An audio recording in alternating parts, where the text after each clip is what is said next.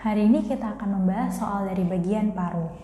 Kasusnya, seorang laki-laki usia 30 tahun datang dengan keluhan sesak nafas yang bertambah parah sejak 1 hari lalu. Riwayat sesak sudah sejak kecil. Sesak biasanya kambuh 2 kali dalam seminggu. Saat anamnesis, pasien lebih suka posisi duduk dan menjawab dengan kalimat sepenggal-sepenggal.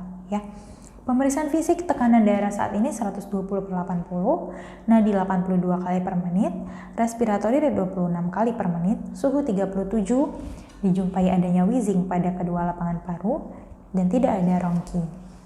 Apa diagnosis yang paling tepat? Nah, pasien datang dengan kondisi sesak nafas dan juga adanya wheezing. Kalau ada sesak nafas dan ada wheezing, sudah pasti kita pikirkan adalah penyakit paru akibat obstruktif. Kalau tidak asma, PPOK. Atau jika pada usia di bawah 2 tahun, kemungkinan ada suatu bronkiolitis.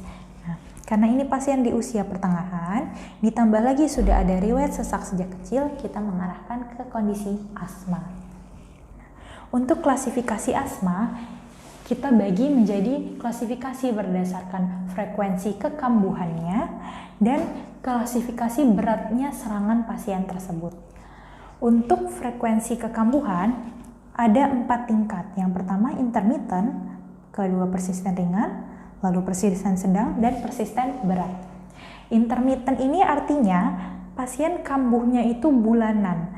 Jadi kalau kita tanyakan kapan terakhir kambuh, pasien akan menjawab sekian bulan yang lalu, gitu. Persisten ringan, kambuhnya mingguan.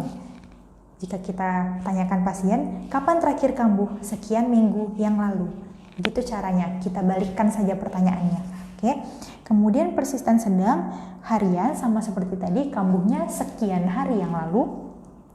Kalau sedangkan persisten berat adalah asma yang kontinu. Jadi terus-terusan pasiennya sesak.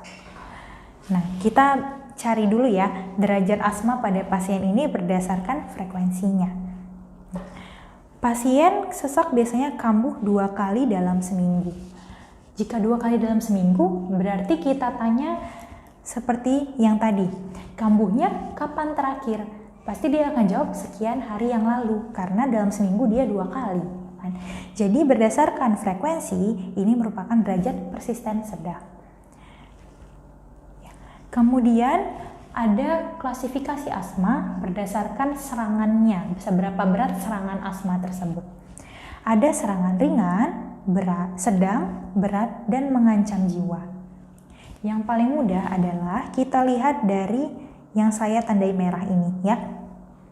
Posisi, cara berbicara, kemudian frekuensi nafas, dan nadi. Jika pada saat serangan pasien masih dapat tidur terlentang, itu ringan.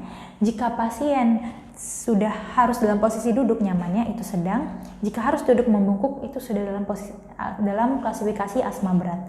Sedangkan pada kondisi mengancam jiwa, pasien sudah tidak sadarkan diri. Jadi kalau dari tangannya ringan, sedang, berat gitu. Berbaring, duduk membungkuk. Kemudian dari cara berbicara, jika ringan masih bicara kalimat lengkap. Kalau sedang dia tidak bisa kalimat utuh lagi, jadi perkata sudah dipenggalnya, kalimat sudah dipenggal. Sedangkan kalau yang berat sudah kata demi kata.